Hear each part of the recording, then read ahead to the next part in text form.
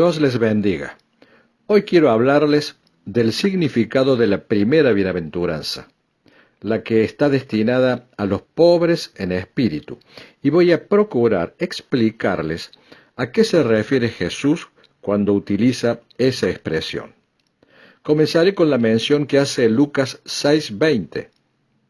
Y alzando los ojos hacia sus discípulos, decía: Bienaventurados vosotros los pobres, porque vuestro es el reino de Dios. Por su parte, Mateo amplía el concepto de pobres, expresando en Mateo 5:3, Bienaventurados los pobres en espíritu, porque de ellos es el reino de los cielos. Si nos basamos en lo que dice Lucas, parecería que se está refiriendo a la pobreza material.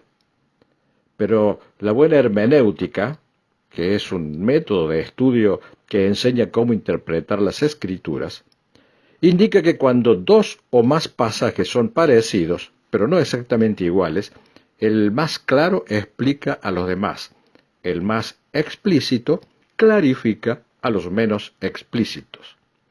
Vemos que el relato de Mateo es el más explícito. Jesús está hablando de una pobreza espiritual.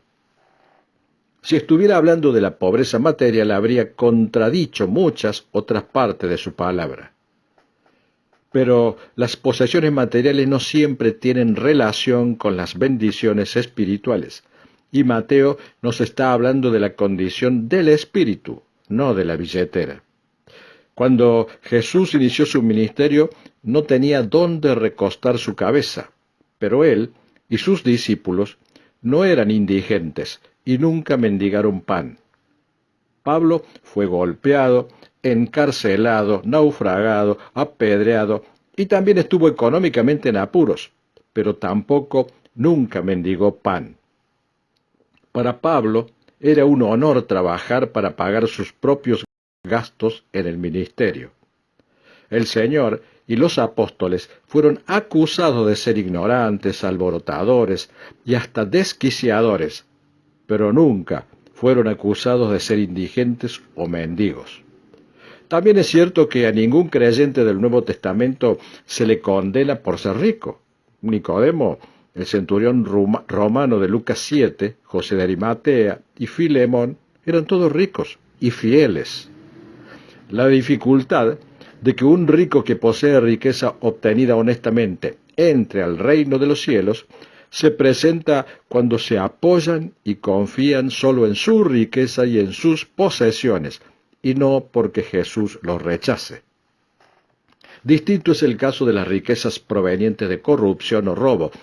Esa es otra cosa, y merece un tratamiento distinto al que estamos realizando en este análisis. Ser pobres en espíritu es sentirse alejados, al margen de Dios, y viéndose como perdido, sin esperanza, indefenso. Se trata de la persona que reconoce que no es autosuficiente y que sabe que necesita la vida, el poder y la gracia sustentadora de Dios a fin de heredar el reino de los cielos. Toda persona que se considera apartada de Jesucristo es espiritualmente indigente, cualquiera que sea su educación, su riqueza, su posición social, sus logros o su conocimiento religioso. Ese es el sentido de la primera bienaventuranza. Los pobres en espíritu son los que reconocen su total indigencia espiritual y que en algún momento reconocieron o reconocerán la necesidad de depender de Dios, al cual ven lejano, pero tienen conciencia que por sí mismo no tienen recursos personales para salvarse. Se sienten alejados de Dios, de su misericordia y de su gracia, pero saben que no tienen mérito espiritual y que no pueden obtener una recompensa espiritual por méritos propios. Su orgullo ha desaparecido, su confianza en sí mismo se ha desvanecido, y se hallan con las manos vacías delante de Dios, lo que los lleva a tener hambre y sed de Dios. No se refiere a aquellos que son faltos de carácter, sino de aquel que se da cuenta que no tiene posibilidades de enfrentar la vida sin la ayuda y fuerza de Dios. Cuando el Señor enseña a orar mediante el Padre Nuestro, expresa: venga tu reino, hágase tu voluntad en la tierra como en el cielo. Es decir, que Jesús nos está enseñando que la voluntad de Dios debe hacerse tanto en la tierra como en el cielo. Y eso es lo que permitirá entrar al reino de los cielos. Pero solo es posible hacer la voluntad de Dios cuando se reconoce la absoluta indefensión, ignorancia e incapacidad personal y se deposita toda la confianza en Él, porque la obediencia voluntaria se funda siempre en la confianza.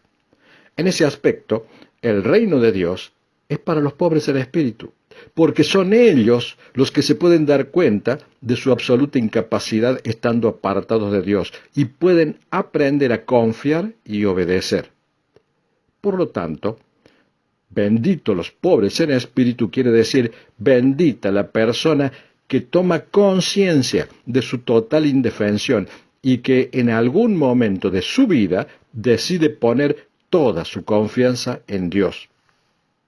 La persona que es pobre en el espíritu se puede dar cuenta de que las cosas no quieren decir nada y que Dios quiere decir todo. Por tanto, son los más proclives a vivir en Cristo. Es un gran error pensar que esta bienaventuranza considera como una cosa buena la pobreza material. De hecho, muchos gobernantes justifican su mala gestión o no ayudan a salir de la pobreza por conveniencia y pretenden consolar a la gente utilizando esta bienaventuranza con un mensaje de que es una cosa buena la pobreza material y por tanto serán protegidos. Eso es torcer o utilizar las Escrituras para justificarse, porque para Dios la pobreza no es nada bueno. Es una desgracia por la que tiene que pasar mucha gente. Y los gobernantes deben ayudarle a salir de ese estado generando fuentes de trabajo para que pueda vivir con dignidad. Jesús nunca diría que es feliz el que no tiene lo suficiente para comer y cuidar su salud. Ese es un mal que Dios quiere que sea eliminado. Ser pobre en espíritu es tomar conciencia de la necesidad de Dios con humildad verdadera, no fingida. Describe a la persona acerca de la cual el Señor habla en Isaías 66:2. Mi mano hizo todas estas cosas, y así todas estas cosas fueron, dice Jehová. Pero miraré a aquel que es pobre y humilde de espíritu, y que tiembla a mi palabra. Son los individuos a quienes hacen referencia los siguientes salmos. Salmos 34:18. Cercano está Jehová a los quebrantados de corazón, y salva a los contritos de espíritu. Salmo 51:17. Los sacrificios de Dios son el espíritu quebrantado. Al corazón contrito y humillado no despreciarás tú, oh Dios.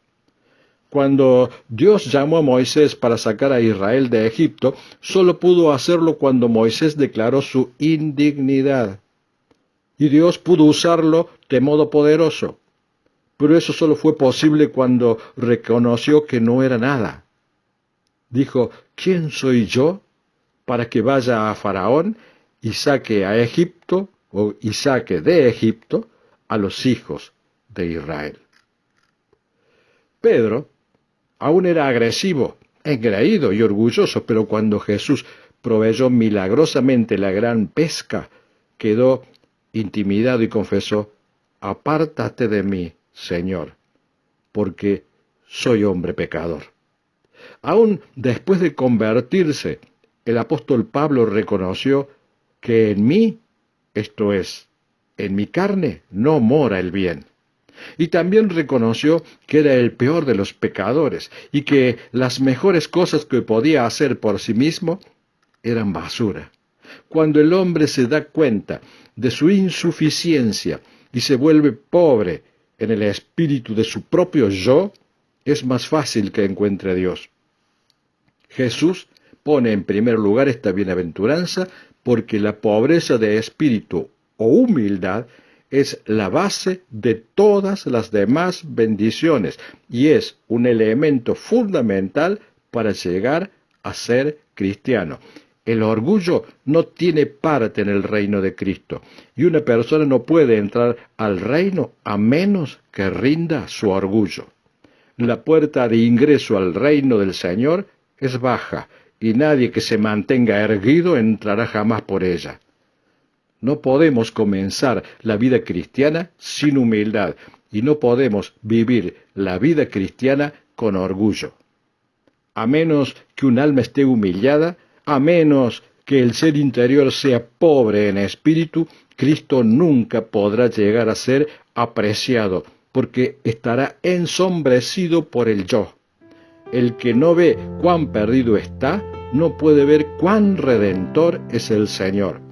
Si no es posible ver la propia pobreza humana, no es posible ver las riquezas de Dios.